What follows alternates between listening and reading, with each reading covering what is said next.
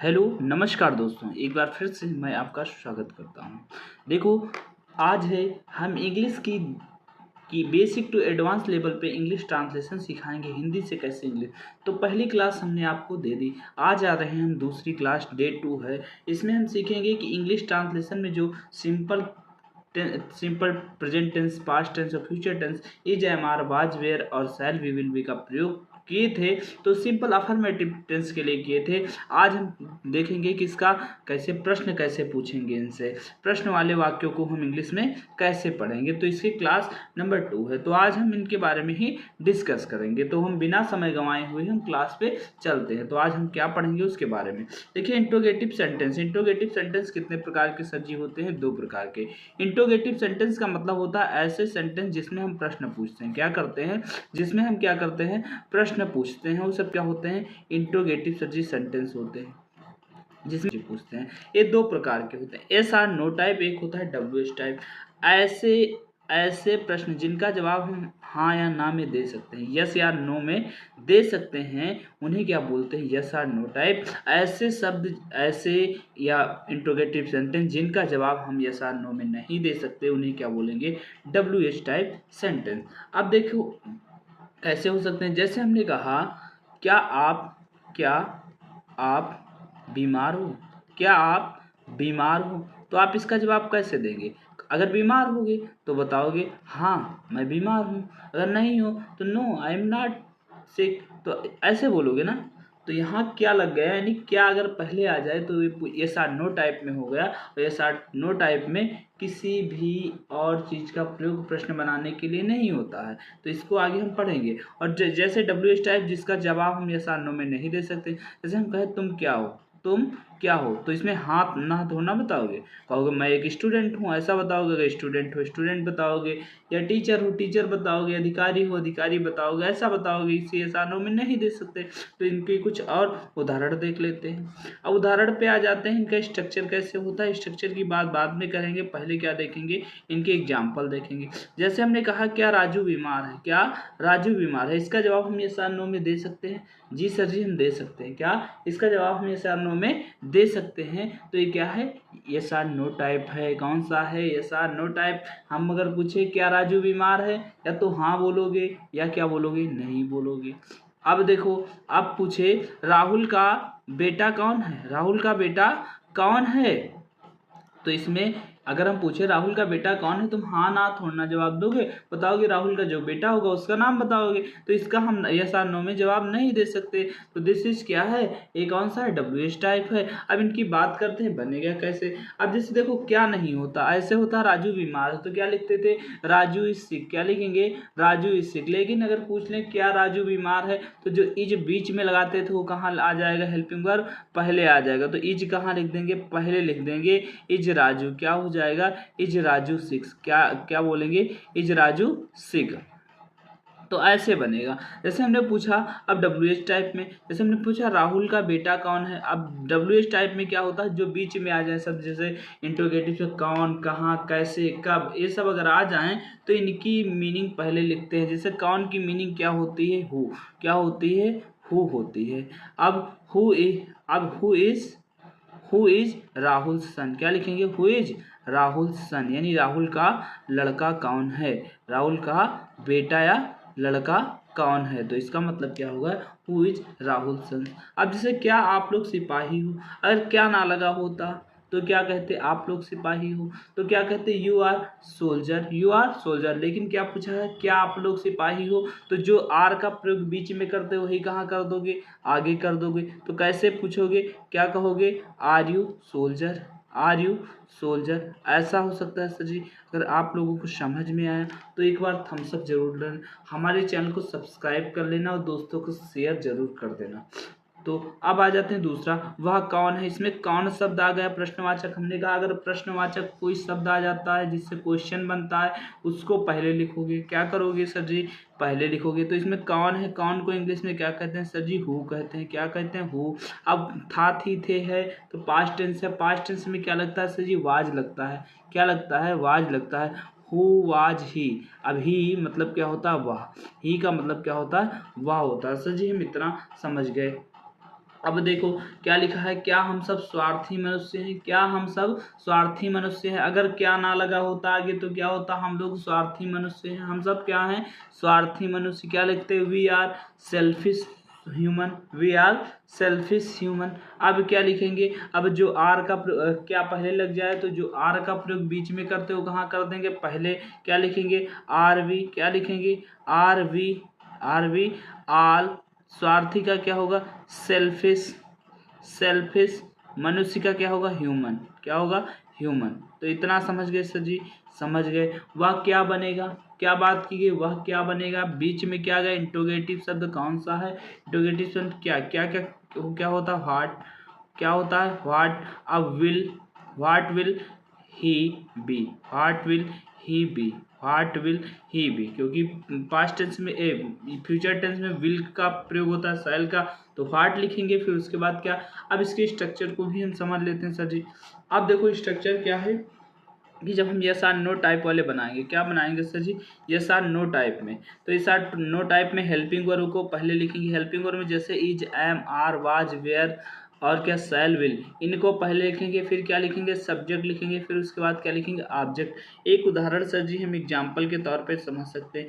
Example के लिए जैसे हमने कहा, क्या क्या आप सुंदर हो, क्या आप सुंदर हो, तो इसका क्या बनेगा सर जी, इसका बनेगा क्या आप सुंदर हो, तो यहाँ लिखेंगे। अब हेल्पिंग वर्ब आप के साथ क्या लगता है, आप क्या होता है, यू, यू के साथ प्रेजेंट टेंस में क्या लगता है, आर, तो हेल्पिंग वर्ब इसमें यहाँ क्या लगेगा, आर।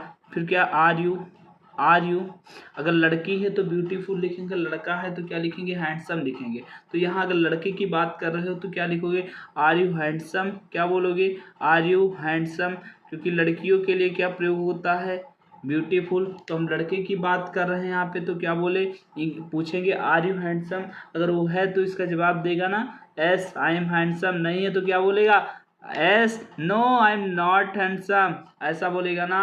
अब आ जाते हैं दूसरे पे, दूसरा डब्ल्यू एच टाइप। जैसे हम पूछे आप कौन हो, क्या पूछे, आप कौन हो सर जी, आप कौन हो, ऐसा पूछे। अब देखो W H type, W H type में क्या क्या, डब्ल्यू एच टाइप वर्ड पहले होगा। डब्ल्यू एच टाइप वर्ड क्या, यानी इंट्रोगेटिव वर्ड कौन सा है यहाँ, क्या है, कौन। कौन को इंग्लिश में क्या कहते हैं, हु, क्या कहते हैं, हु। अब उसके बाद हेल्पिंग वर्ब, हेल्पिंग वर्ब क्या लगेगी, सब्जेक्ट के अनुसार लगेगी। अब क्या, प्रेजेंट टेंस, प्रेजेंट टेंस में इज एम आर आता है। अब यहाँ आप कौन हो, यू के साथ क्या लगता, आर लगता, तो क्या बोलेंगे, हु आर।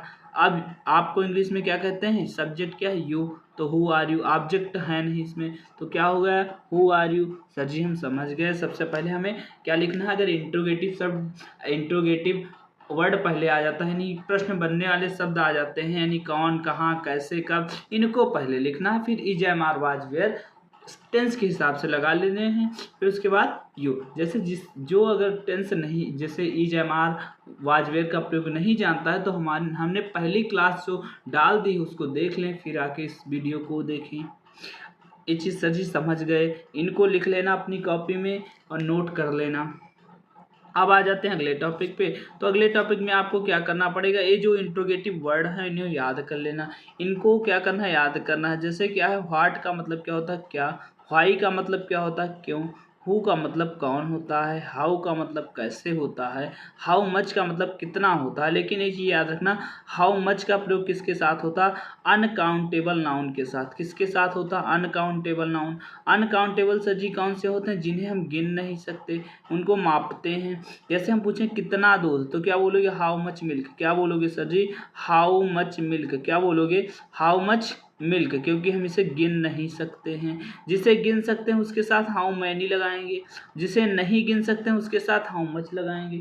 जैसे हमने कहा कितनी पेन, तो पेन को गिन सकते हो तो बोलोगे हाउ मेनी पेन्स, क्या बोलोगे, हाउ मेनी पेन्स। हम पूछेंगे कितना पानी, तो बोलोगे हाउ मच वाटर, क्या बोलोगे, हाउ मच वाटर। तो हम जान गए हाउ मच का प्रयोग किसके साथ करना, अनकाउंटेबल के साथ, यानी जिसको हम गिनते नहीं हैं, नापते या तौलते हैं उनके साथ।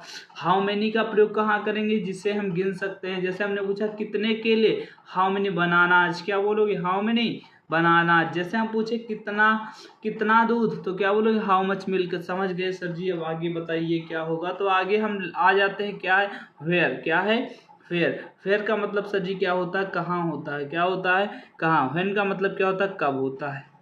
होम का मतलब क्या होता है, किससे या किसको होता है। विच का मतलब होता है कौन सा या कौन सी। और हुज का मतलब होता है किसकी या किसका। क्या होती है, किसकी या किसका। अब आ जाते हैं हम इसमें कुछ वाक्य दिए गए हैं, उनको कैसे बनाएंगे। फिर देखो ये चीज़ अगर जो पहले नहीं जानते, देखो आई का मतलब क्या होता है, मैं। ही का मतलब वह होता है, लेकिन किसके लिए, मेल के लिए होता है सर जी। किसके लिए, मेल यानी पुरुष के लिए होता है। किसके लिए, मेल के लिए होता है। सी फीमेल के लिए होता है। सी का मतलब भी क्या होता है, वह ही होता है सर जी।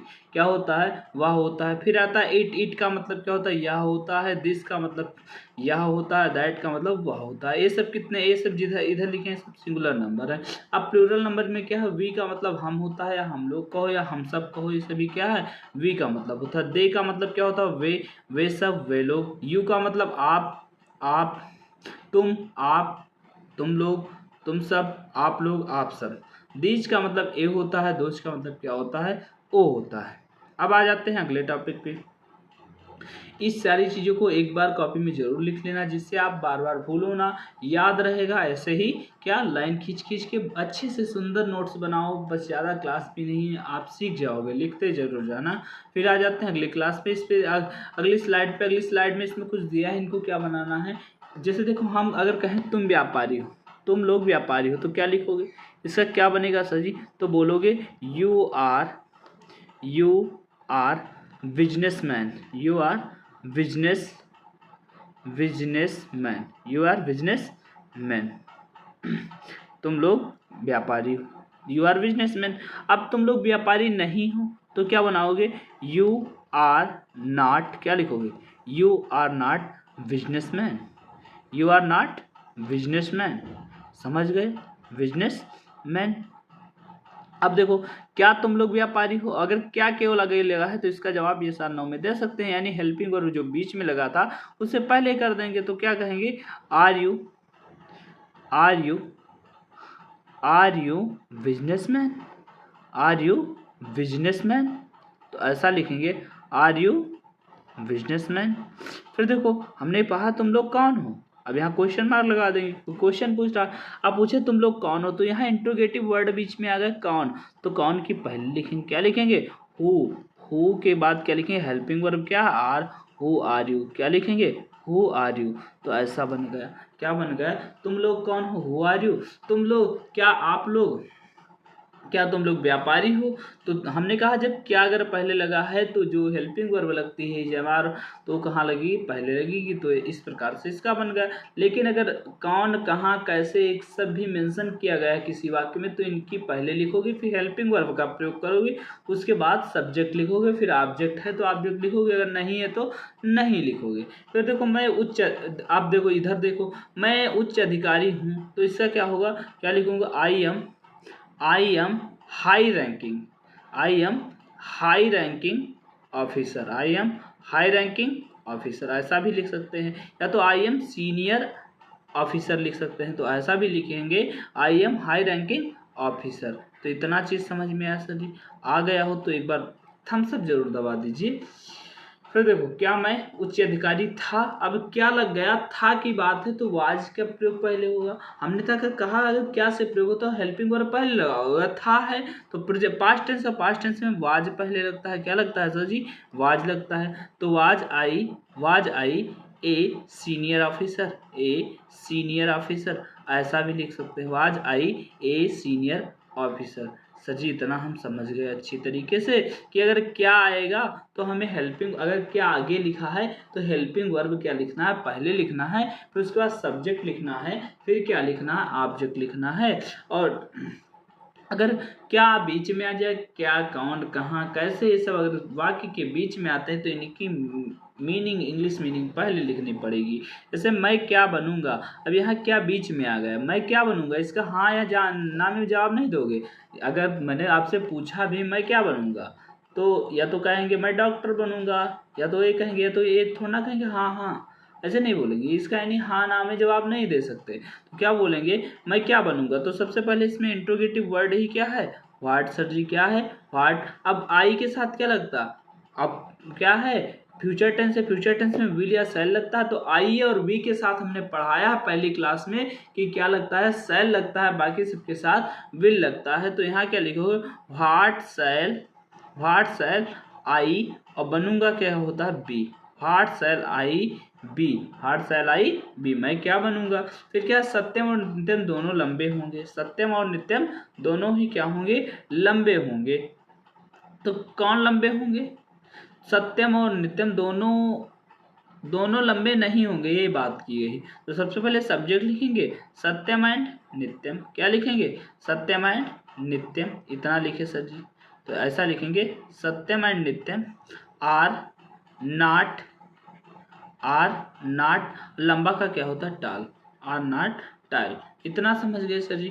अब आ जाते हैं अगली स्लाइड पे। अगली स्लाइड नहीं, यहीं पे हमारी क्लास खत्म होती है। अगर आपको वीडियो अच्छी लगी हो तो शेयर कर देना। एक बार फिर से फटाफट रिवाइज कर लेते हैं आज हमने क्या क्या पढ़ा। तो सबसे पहले हमने पढ़ा कि इंट्रोगेटिव वर्ड क्या होते हैं। इंट्रोगेटिव जो सेंटेंस होते हैं दो प्रकार के होते हैं, यस आर नो टाइप, और क्या होते हैं, डब्ल्यू टाइप। जिनका जवाब हम यस आर नो टाइप में दे सकते हैं वो सब क्या होते हैं, इंट्रोगेटिव होते हैं।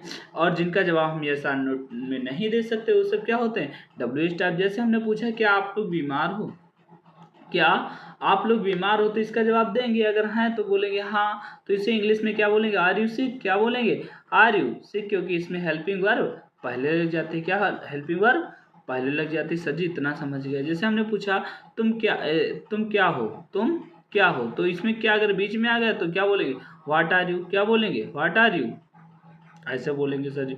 इतना सर जी समझ में आ गया। अब देखो इनकी स्ट्रक्चर की बात कर लेते हैं।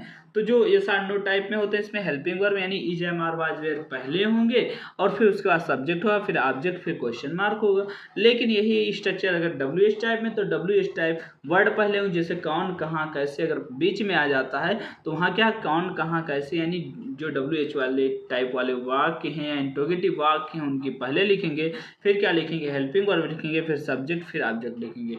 जैसे हमने क्या कहा, क्या आप सुंदर हो, तो यहाँ हम जान गए यस आर नो टाइप में जवाब दे सकते हैं, तो आर का प्रयोग क्या होगा, पहले होगा। तो क्या यू के साथ क्या लगता है, आर, तो हेल्पिंग वर्ब क्या, are you handsome, are you handsome, ऐसा हो सकता है। जैसे हम पूछें आप लोग कौन हो, आप कौन हो, तो इसमें कौन यानी इंट्रोगेटिव शब्द हो गया, तो इंट्रोगेटिव शब्द को पहले लिखना है यानी हु पहले लिखना है। अब आपके साथ क्या लगता, आर लगता, तो हु आर यू, क्या हो जाएगा, हु आर यू। अब आ जाते हैं दूसरे स्लाइड पे। दूसरे स्लाइड पे क्या है, राजू, क्या राजू बीमार है। वैसे अगर राजू बीमार होता तो क्या लिखते, राजू इज सिक। लेकिन क्या राजू बीमार है, तो क्या लिखेंगे, जो इज बीच में लगाते तो कहाँ लगा देंगे, पहले, क्योंकि हमने अभी स्ट्रक्चर में पढ़ा है कि हेल्पिंग वर्ब पहले होगी, फिर सब्जेक्ट हो, फिर ऑब्जेक्ट। हेल्पिंग वर्ब में कौन कौन से आते हैं भी जानते हैं, इज आएगा, एम आएगा, आर आएगा, वाज आएगा, वर आएगा, और एक्सेट्रा है, लेकिन टेंस के हिसाब से यूज करेंगे। तो यहाँ प्रेजेंट टेंस है तो क्या यूज करेंगे, इज यूज किए। आप देखो जैसे हमने पूछा राहुल कौन है, हमने कहा यहाँ कौन कहाँ कैसे सब अगर बीच में आ जाए तो सब क्या होते हैं, इंट्रोगेटिव वर्ड। तो इंट्रोगेटिव वर्ड की क्या लिखी जाती है, पहले लिखी जाती है मीनिंग। तो इसकी मीनिंग भी लिख लिया। यहाँ से हमने कहा सबसे पहले इसे क्या करना है, याद कर लेना है। तो इन सारी टॉपिक को क्या करना है, याद कर लेना है, और इसे भी याद कर लेना। फिर इन सारी चीज़ों को वीडियो एक बार फिर से रिपीट मार लेना, और जहाँ दिक्कत लगी तो आप कमेंट करके बताना, सर जी ये टॉपिक हम नहीं समझ पाए, इसे दोबारा प्रयास करो। तो हम अगली क्लास में इसे प्रयास करेंगे, आपको बेटर और बेहतर कंटेंट प्रोवाइड करेंगे। तो इसी के साथ मैं आशा करता हूँ कि आपको ये वीडियो समझ में आई होगी, और आप हमारे वीडियो पे इतनी देर तक बने रहे उसके बाद इसके लिए मैं आपको तहे दिल से शुक्रगुजार करता हूँ, और आपको क्या धन्यवाद करता हूँ।